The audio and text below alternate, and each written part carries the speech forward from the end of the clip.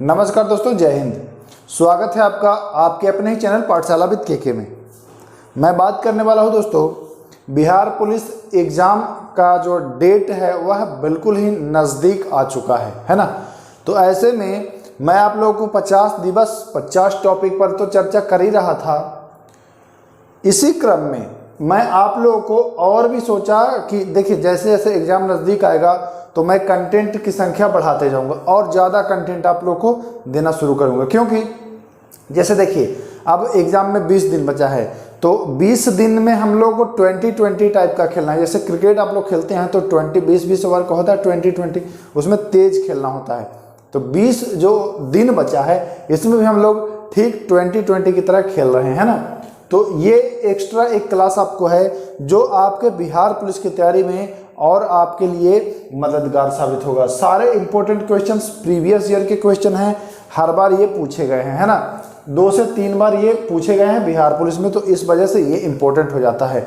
तो मैं सारे क्वेश्चन को बारी बारी से देखिए दोस्तों, लगभग 20 से 25 क्वेश्चन है।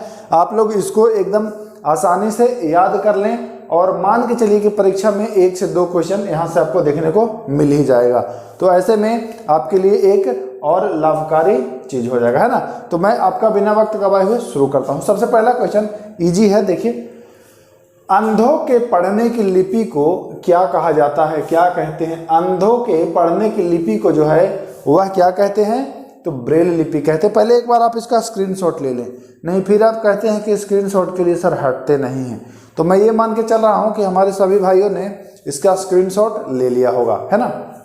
ध्यान से देखेंगे दोस्तों, शुरू से लेकर के लास्ट तक समझिएगा, पूरी डिटेल में मैं इसको चर्चा कर रहा हूँ, है ना।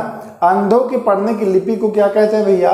तो अंधों के पढ़ने की जो लिपि है उसे ब्रेल लिपि कहा जाता है। कौन सी लिपि?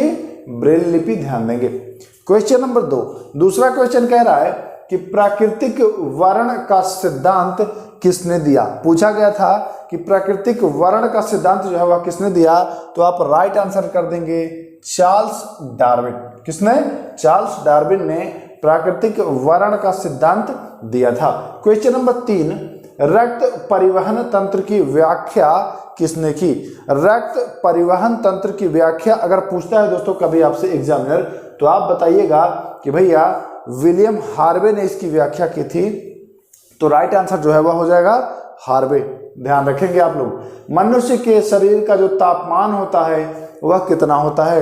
पूछता है। ये तो बहुत बार पूछा गया है, बिहार पुलिस ही नहीं, एसएससी जीडी बहुत बार पूछा गया है दोस्तों कि जो मनुष्य के शरीर का जो तापमान होता है वह कितना होता है? तो आंसर कर देंगे 37 डिग्री सेल्सियस। ध्यान रखिएगा, इंपॉर्टेंट है। ठीक, अगला क्वेश्चन, सबसे बड़ी धमनी, मानव शरीर में जो धमनी होती है, तो सबसे बड़ी धमनी कह रहा है कि सबसे बड़ी जो धमनी है उसे किस नाम से जाना जाता है?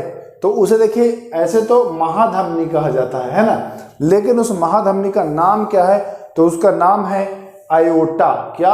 आयोटा, या कहीं अरोटा भी आपको मिलेगा, कोई दिक्कत नहीं है, दोनों नाम उसी का है। तो सबसे बड़ी धमनी आयोटा या अरोटा या एरोटा जो भी है, याद रखेंगे। अगला क्वेश्चन, ब्लीचिंग पाउडर का रासायनिक सूत्र जो है वह क्या है? ब्लीचिंग पाउडर का रासायनिक सूत्र CaOCl2, CaOCl2, है ना। तो यह ब्लीचिंग पाउडर का जो है वह रासायनिक सूत्र है, यह भी पूछा गया है, तो याद रखेंगे। इंपॉर्टेंट, सारे क्वेश्चंस इंपॉर्टेंट हैं और एक बार ही नहीं, एक से अधिक बार ये सारे क्वेश्चंस पूछे गए हैं। तो ऐसे ऐसे क्वेश्चंस को मैं ढूंढ ढूंढ के लाता रहूंगा और मैं आप लोगों तक पहुंचाता रहूंगा, ताकि एग्जामिनर अगर इन सारे क्वेश्चंस में से एक भी क्वेश्चन उठाए तो हमारे साथ जो भी लड़के जुड़े हैं उनका बिल्कुल एक अंक सुनिश्चित हो जाए। अगला क्वेश्चन चलते हैं, एल्बो ज्वाइंट। एल्बो ज्वाइंट किस प्रकार का ज्वाइंट है? तो एल्बो जो ज्वाइंट होता है दोस्तों वह हिंग ज्वाइंट कहते हैं। उसको क्या कहते हैं? हिंग ज्वाइंट। एल्बो ज्वाइंट को हिंग ज्वाइंट कहते हैं, ठीक ना। किस प्रकार का है? तो हिंग ज्वाइंट का प्रकार। अगला क्वेश्चन, भोजन का पाचन सामान्य रूप से होता है। तो भोजन का जो पाचन होता है सामान्यतः जो होता है वह छोटी आंत में होता है ना। इसके बाद आपका बड़ी आंत में चला जाता है और बड़ी आंत के बाद गूदा के द्वारा उसको रिमूव कर देते हैं, बाहर निकाल दिया जाता है। ठीक, तो भोजन का जो सामान्यतः पाचन होता है वह छोटी आंत में होता है, ध्यान रखेंगे। अगला क्वेश्चन, मनुष्य के मूत्र में कौन सा एसिड पाया जाता है? मनुष्य के मूत्र में कौन सा एसिड पाया जाता है? तो मनुष्य के मूत्र में दोस्तों यूरिक अम्ल यानी यूरिक एसिड पाया जाता है।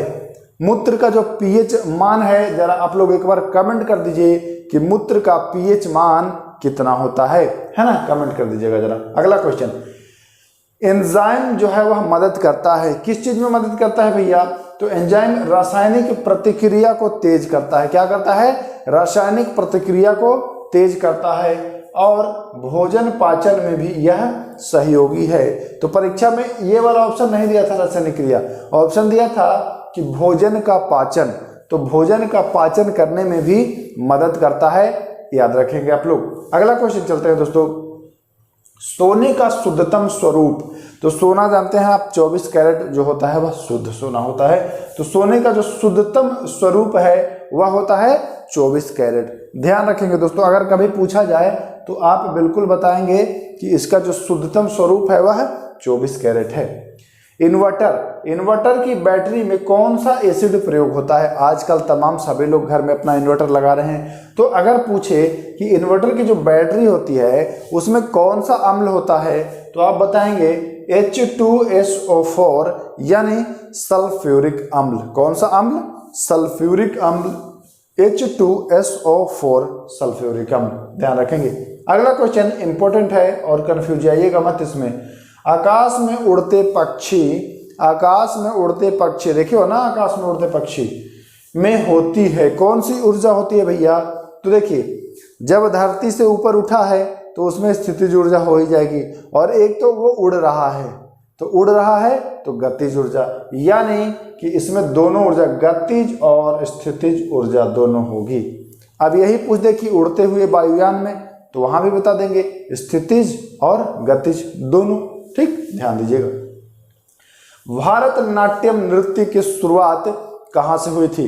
कहने का इसका ये मतलब है कि भारतनाट्यम जो नृत्य है वह कहां का है, सीधा सा आंसर है ना। तो इसका राइट आंसर जो है वह याद कर लीजिए कि तमिलनाडु भारतनाट्यम की स्थान है। भारतनाट्यम की शुरुआत यहीं से हुई थी, ध्यान रखें। भारत का राष्ट्रगीत है।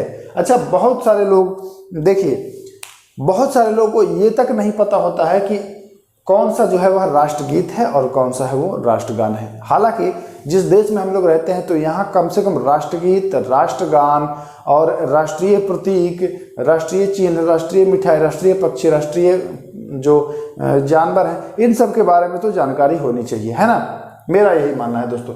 तो आप लोग जरा एक बार कमेंट करिएगा। मैं इसका आंसर नहीं बताने वाला हूँ, मैं इसका आंसर नहीं बताने वाला हूँ, इसीलिए मैंने आपको 4 ऑप्शंस दिए हैं कि भारत का जो राष्ट्रगीत है वो क्या है, वंदे मातरम है, या सारे जहां से अच्छा हिंदुस्तान हमारा, या जनगण मन है ना, या इनमें से कोई नहीं।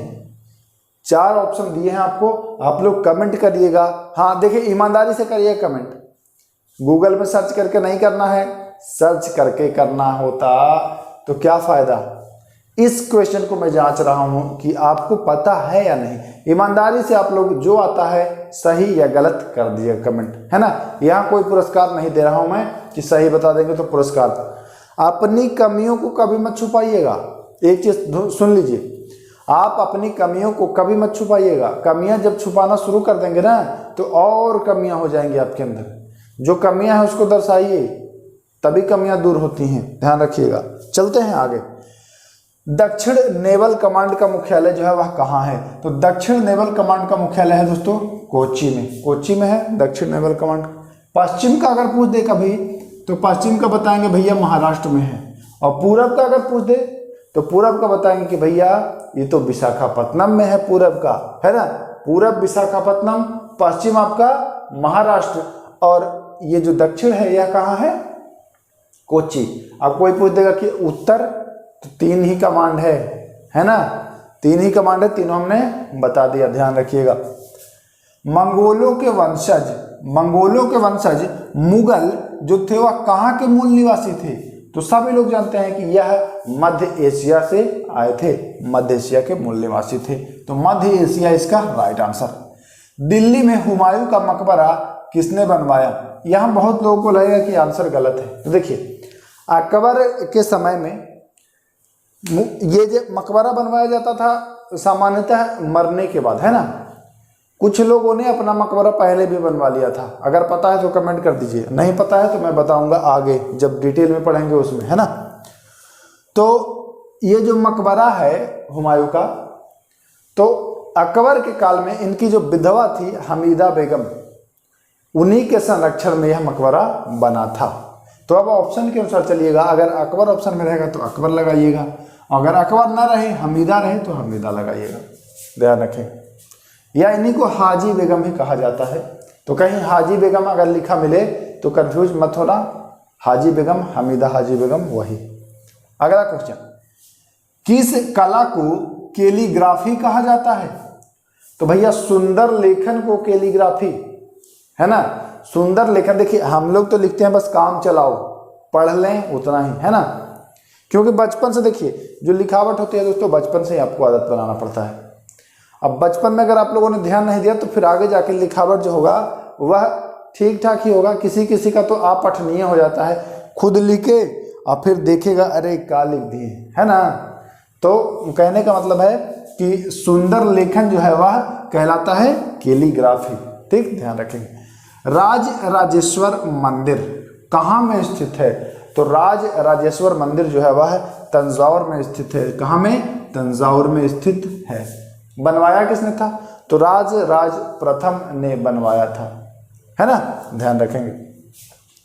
पंडित जवाहरलाल नेहरू का जन्म किस वर्ष हुआ था? तो इनका जो जन्म है यह 1889 में हुआ था। देखिए अब पंडित जवाहरलाल नेहरू का पूछा है तो अब आप लोग याद कर लीजिएगा। राजेंद्र प्रसाद का भी, चूंकि प्रथम प्रधानमंत्री का पूछा तो हो सकता है प्रथम राष्ट्रपति का पूछ दे, तो उनका भी आप लोग याद कर लीजिएगा कब हुआ था, ध्यान रखेंगे। तो इनका है 1889। महात्मा गांधी द्वारा दांडी मार्च अभियान छेड़ा गया, छोड़ा मत पढ़ लेना, छेड़ा गया। कब छेड़ा गया भैया? 1930 में छेड़ा गया था। 12 मार्च 1930 से दांडी मार्च इन्होंने शुरू किया। 5 अप्रैल 1930 को वहां पहुंच गए, मार्च से अप्रैल, ठीक ना। 6 अप्रैल को इन्होंने नमक बनाकर नमक कानून तोड़ा। तो सविनय अवज्ञा आंदोलन अगर पूछा जाए कि सविनय अवज्ञा आंदोलन की तारीख जो है तो क्या बताएंगे आप? इतना हिंट देने के बाद आप क्या बताएंगे? कमेंट करिए। स्वराज मेरा जन्मसिद्ध अधिकार है और मैं इसे लेकर रहूंगा, यह किसने कहा? तो लोकमान्य बाल गंगाधर तिलक, है ना। लोकमान्य, लोकनायक नहीं। और लोकनायक के नाम से किसे जाना जाता है? तो लोकनायक जयप्रकाश नारायण। और जननायक, हाँ जननायक कर्पूरी ठाकुर। और देश नायक कमेंट करिए, सब हम ही बता दें, हमारे देना है बिहार पुलिस की परीक्षा, ठीक ना। नील दर्पण के लेखक कौन थे? तो नील दर्पण के लेखक जो थे वह दीनबंधु मित्र थे। कौन थे? दीनबंधु मित्र, ध्यान रखिएगा। आर्थिक निष्कासन सिद्धांत, है ना, या आर्थिक दे दिया है तो कंफ्यूज मत होइएगा। अब आप लोग पढ़े होंगे धन निष्कासन का सिद्धांत, वही चीज है, दादा भाई नौरोजी, ठीक, ध्यान देंगे। सर्वोच्च न्यायालय के न्यायाधीश जो होते हैं उनकी सेवा कितने वर्ष तक रहती है? तो 65 वर्ष की उम्र में वह रिटायर्ड कर जाते हैं। तो 65 वर्ष उसका राइट आंसर होगा। अगला क्वेश्चन और लास्ट क्वेश्चन है इस सेशन का। संविधान के मूल अधिकार पर राज्य के नीति निर्देशक तत्व को श्रेष्ठता प्रदान की गई, यह संविधान के किस संशोधन से प्रदान की गई? तो इसका राइट आंसर होगा 25वां संविधान संशोधन 1971, ठीक ना। तो ये तो दोस्तों सारे इंपॉर्टेंट क्वेश्चन थे। मैं उम्मीद करता हूं कि आप लोग इसको भली भांति समझ गए होंगे। अगर एक बार में कोई दिक्कत हुई तो वीडियो को आप लोग 2 बार देख लीजिएगा, या इसका स्क्रीनशॉट ले ही लिए हैं उससे भी आप देख लीजिएगा। तो इतने में आपका कंप्लीट हो जाएगा, सारा याद हो जाएगा, है ना। अब दोस्तों मैं कुछ छोटी छोटी बातें कर लूँ कि अगर आप लोगों ने इससे पहले जो मैं बिहार पुलिस के लिए वीडियो लाया हूं अगर वो नहीं देखे हैं तो जाकर के अवश्य देख लीजिएगा। वीडियो के डिस्क्रिप्शन में लिंक है, प्लेलिस्ट सारा बना हुआ है। 50 दिवस 50 टॉपिक, बिहार पुलिस का अलग से प्लेलिस्ट है, तो वहाँ सब कुछ आपको मिल जाएगा। अगर आप लोग नए हैं तो चैनल को सब्सक्राइब कर लीजिएगा, और अगर पुराने हैं तो हर बार की भांति एक लाइक और अपने दोस्तों के बीच शेयर, जैसा कि आप लोग करते ही रहते हैं, कर दीजिएगा। मिलते हैं अगले वीडियो में। नमस्कार, जय हिंद।